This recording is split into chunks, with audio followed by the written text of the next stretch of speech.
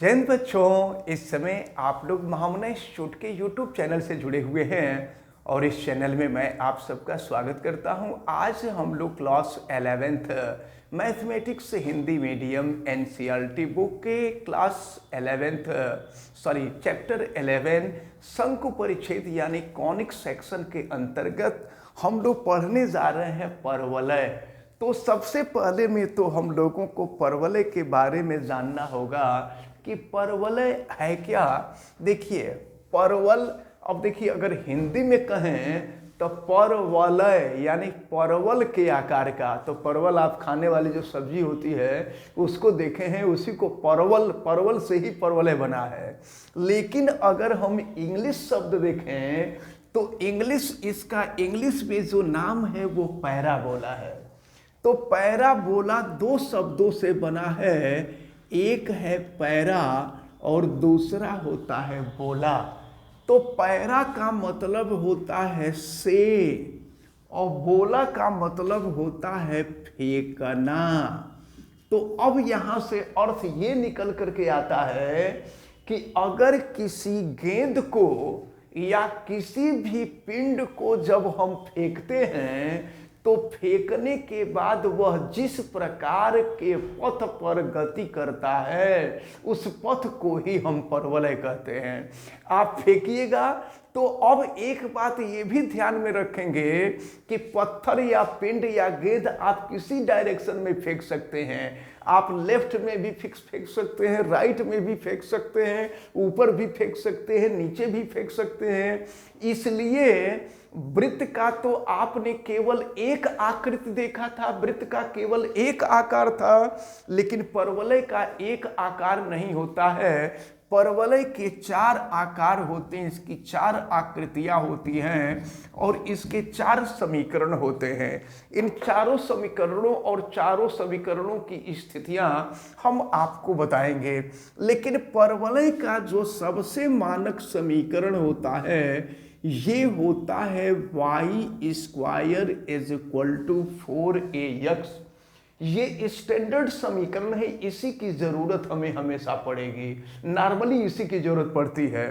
तो अब जरा देखा जाए कि इसकी आकृति क्या होती है और इससे रिलेटेड जो महत्वपूर्ण परिभाषाएं हैं वो महत्वपूर्ण परिभाषाएं क्या है, इनको देखा जाएगा। देखिए जैसा कि आप जानते हैं कि ये एक्स अक्ष है। एक बात मैं आपको बता दूं, ये सारी चीजें जो इस समय आप पढ़ रहे हैं क्लास 12 में जब आप जाएंगे तो इंटीग्रेशन यानी जब समाकलन पढ़ेंगे तो समाकलन में ये सारी चीजें आपको पढ़ने को मिलेंगी। तो अब जरा ध्यान पूर्वक देखें, ये एक्स अक्ष है और फिर ये है वाई अक्ष, वाई डैश। और आपको मालूम है ये फर्स्ट क्वाड्रेंट है, ये सेकंड क्वाड्रेंट है, ये थर्ड क्वाड्रेंट है, ये फोर्थ क्वाड्रेंट है। क्वाड्रेंट माने चतुर्थांश है।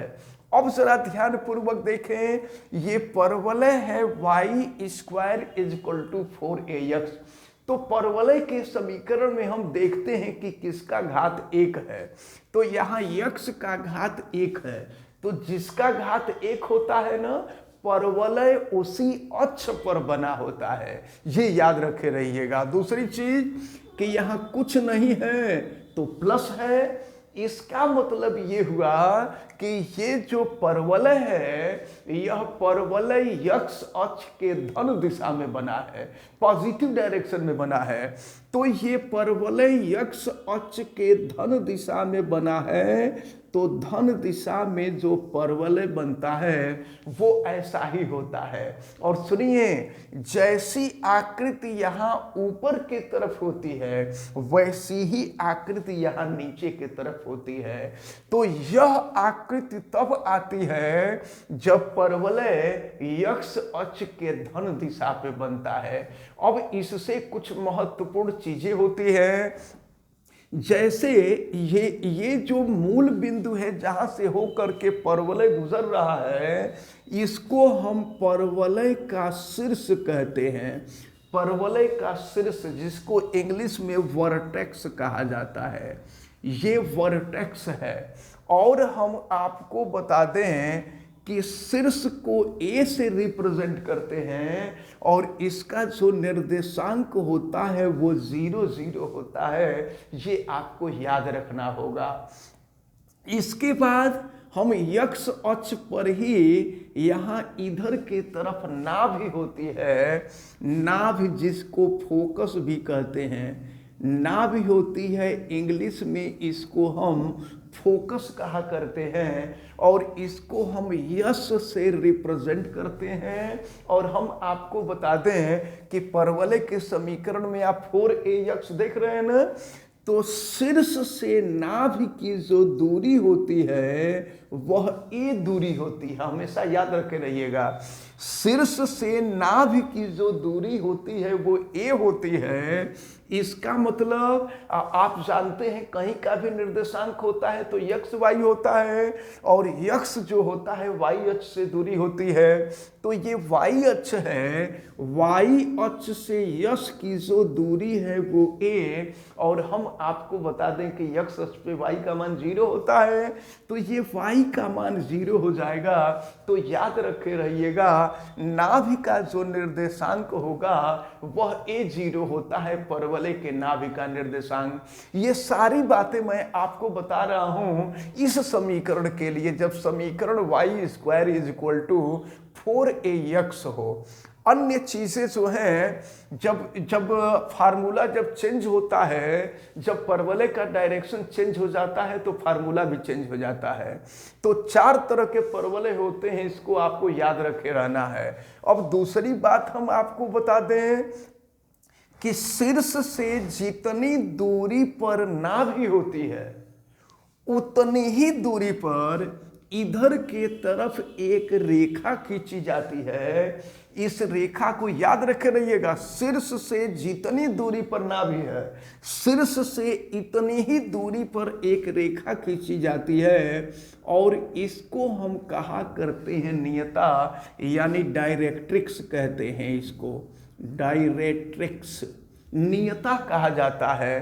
तो नियता को जो है डायरेक्ट्रिक्स कहते हैं, ये नियता है। और नियता को जो है z से प्रदर्शित कर देते हैं, z से प्रदर्शित कर दिया जाता है, लेकिन ये कोई ज़रूरी भी नहीं है कि आप इसी से प्रदर्शित करेंगे। अब देखिए हम आपको बता दें कि अब जो है परवलय की कंडीशन क्या होती है। परवलय की एक शर्त होती है, परवलय की शर्त ये होती है कि अगर परवलय पर हम कोई पॉइंट P ले लें और P का निर्देशांक अगर x y हो और नाभि का निर्देशांक आपको मालूम है, तो अब हम करते क्या हैं कि PS यहाँ से निकाल लेते हैं 2 बिंदुओं के बीच की दूरी वाले फार्मूले से। एक बात हम आपको और बता दें, जैसा कि हमने कहा कि शीर्ष से जितनी दूरी पर नाभि होती है, शीर्ष से इतनी ही दूरी पर नियता होती है। तो देखिए यह दूरी यक्ष अक्ष पर है, तो यक्ष अक्ष पर दूरी जब हम निकालते हैं तो यक्ष = होगा, और आपको मालूम है कि इधर के तरफ दूरी पॉजिटिव होती है और इधर की तरफ दूरी नेगेटिव होती है, तो यक्ष -a होता है। ये नियता का समीकरण है, इसको आप याद रखे रहिएगा। और अगर -a को हम लेफ्ट में ला दें तो यक्ष +a = 0 हो जाएगा। तो अगर नियता का समीकरण आपको ज्ञात करने के लिए कहा जाएगा तो यक्ष =-a होगा, हम इस पे सॉल्व कर लेंगे। अब जरा ध्यानपूर्वक देखें, अब P से अगर इस नियता पर लंब डाला जाए, इस पॉइंट को हम यम मान लेते हैं, तो अब देखिए कंडीशन क्या होती है। तो इसकी कंडीशन ये होती है कि PS और, तो अब जो है इसकी शर्त होती है, शर्त ये होती है कि PS, एक चीज और हम आपको बता दें, PS और PM का जो अनुपात होता है यह उत्केंद्रता कहलाती है। इसको उत्केंद्रता कहते हैं हम, उत्केंद्रता, इसेंट्रिसिटी कहा जाता है, इसेंट्रिसिटी, इसको हम कहते हैं उत्केंद्रता। अब जरा ध्यान पूर्वक देखें तो उत्केंद्रता को ई से प्रदर्शित किया जाता है, लेकिन परवलय के लिए उत्केंद्रता का मान 1 होता है। इसको आपको याद रखना होगा, कई बार कंपटीशन में आपसे पूछा गया है इसको, तो इसको आप याद रखे रहिएगा कि परवलय के लिए जो उत्केंद्रता होती है वो 1 के बराबर होती है। तो अब जरा देखें, ये PS upon PM equal to हो जाएगा, ई के जगह पे 1 रख दिए। तो अब यहां से PS की वैल्यू हम निकालेंगे तो ये हो जाएगा PM। तो इसको आप याद रखे रहिएगा कि ये परवलय की यही शर्त होती है कि परवलय, ये परवलय तब कहलाएगा जब PS देख रहे हैं, परवलय पर स्थित कोई बिंदु जिसका निर्देशांक XY है, उससे नाभियस PS की दूरी और P से नियता पर डाले गए लंब की लंबाई PS और PM जो होता है, ये दोनों आपस में बराबर हुआ करता है। तो अब ये, अच्छा, अब इसके बाद हम आपको बता दें कि इसमें एक टर्म आता है जिसको हम कहा करते हैं नाभिलंब। तो अब नाभिलंब कितना होता है हम लोगों को ये भी देखना होगा। तो चलिए, नाभिलंब या नाभिलंब, इसको जीवा भी हम कहा करते हैं, नाभिलंब जीवा, जिसको इंग्लिश में हम कहा करते हैं लेटस रेक्टम। ये जो है लेटस रेक्टम कहलाता है, लेटस रेक्टम। इसको आप अच्छी तरह से माइंड किए रहिएगा। अब चले आप जरा ध्यान पूर्वक देखें, नाभिलंब जीवा की लंबाई हमेशा 4a के बराबर होती है, 4a। और एक चीज हम आपको बता दें कि जब सवाल बदलेगा ना, सवाल बदलने का मतलब जैसे परवलय का अक्ष बदलेगा, ये परवलय x अक्ष पे बना है, जब परवलय का अक्ष बदलेगा तो सवाल की जितनी भी वैल्यू है सब चेंज हो जाएंगे। केवल ये जो नाभिलंब जीवा की लंबाई हो, नाभिलंब जीवा किसको कहते हैं, सुनिए, नाभिलंब जीवा किसको कहते हैं, तो परवलय के किसी बिंदु से इस प्रकार कोई लंब डाला जाए जो नाभि से हो करके गुजरे, तो इसको परवलय का नाभिलंब कहते हैं। ये परवलय का नाभिलंब कहलाता है। ये अगर P है और ये यस, और इसको अगर हम P डैश कर दें तो PS P डैश जो है नाभिलंब कहलाता है। परवलय का नाभिलंब कभी चेंज नहीं होता है, इसको आप अच्छी तरह से दिमाग में रखे रहिएगा। एक चीज और हम आपको बता दें, देखिए ये परवलय x अक्ष पर बना है, तो x अक्ष पर y का मान 0 होता है। तो अगर परवलय का समीकरण पूछा जाएगा तो परवलय के अक्ष का समीकरण अगर आपसे पूछा जाए कि परवलय का अक्ष क्या होगा, तो परवलय का अक्ष y इज इक्वल टू 0 होगा। अब हम जब एक क्वेश्चन सॉल्व करेंगे ना इस फार्मूले पर आधारित, तब जाकर के हम लोगों को क्लियर होगा कि ये सारी चीजें कैसे निकलती हैं, और फिर इसके बाद हम आपको आगे चल करके बताएंगे। तो चलिए हम प्रश्नावली 11.2 शुरू कर रहे हैं। प्रश्नावली 11.2, ये प्रश्नावली 11.2 है और 11.2 में हम क्वेश्चन नंबर 1 आपको बताने जा रहे हैं। जरा देखिए कि क्या दिया हुआ है, प्रश्न को पढ़िए। निम्नलिखित प्रश्न 1 से 6 तक प्रत्येक में नाभि का निर्देशांक, देख लीजिए नाभि का निर्देशांक A0 होता है। नाभि का निर्देशांक परवलय का अक्ष, परवलय x अक्ष पे बना है, तो x अक्ष का समीकरण y इक्वल टू 0 होता है। परवलय का अक्ष, फिर नियता का समीकरण, नियता x इक्वल टू -a होता है, और नाभिलंब जीवा की लंबाई, नाभिलंब जीवा की लंबाई 4a होती है। ये सारी चीजें आपसे पूछा जा रहा है। तो फर्स्ट में समीकरण आपको दिया हुआ है y square is equal to 12x। तो सबसे पहले हम इसका कंपैरिजन करेंगे y square is equal to 4ax से। तो चलिए कंपैरिजन करते हैं। तो 4a की जो वैल्यू है वो 12 के इक्वल है, और यहाँ से अगर a की वैल्यू निकालें तो 12/4 3 हो जाएगा। तो चलिए सबसे पहले आपसे ना भी पूछा जा रहा है, हम आपको ना भी बता दें यानी फोकस बता दें। तो नाभि का निर्देशांक आपने a0 देखा, तो a0 यानी ये हो जाएगा नाभि का जो कोऑर्डिनेट हो जाएगा, फोकस का जो कोऑर्डिनेट हो जाएगा वो हो गया 30। अब इसके बाद आपसे कहा जा रहा है कि परवलय का अक्ष, तो परवलय का अक्ष x अक्ष है, यहां लिख देंगे परवलय का अक्ष। तो परवलय का अक्ष जो है वह x अक्ष है, और x अक्ष का समीकरण क्या होता है? तो x अक्ष का समीकरण होता है y इक्वल टू 0, यानी परवलय के अक्ष का समीकरण मिल गया y इक्वल टू 0। अब नियता का समीकरण पूछा जा रहा है, तो नियता आपने देखा है x इक्वल टू -a होता है। तो x इक्वल टू -a की वैल्यू -3 है।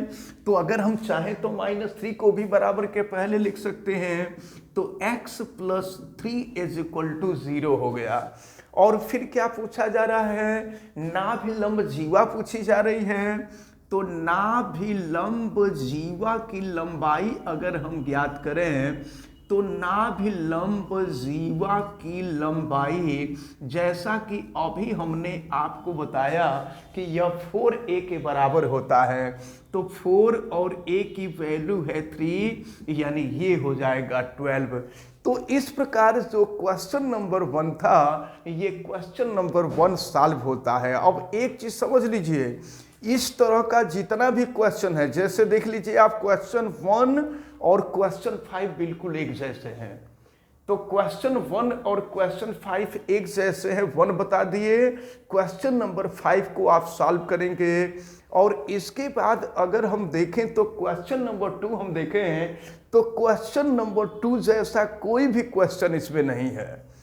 अब क्वेश्चन नंबर 3 पर देखें, तो क्वेश्चन नंबर 3 के जैसा भी कोई क्वेश्चन नहीं है, यानी क्वेश्चन 2 और 3 दोनों डिफरेंट टाइप के क्वेश्चन हैं। क्वेश्चन 4 और क्वेश्चन 6 दोनों एक तरह के हैं। तो अब इनको जो एक तरह के क्वेश्चन है उनको बताएंगे। फिलहाल ये जो है पहले टाइप का क्वेश्चन था, और ये पहला क्वेश्चन आप सबको अच्छी तरह से समझ में आया होगा, ऐसा हमें उम्मीद है।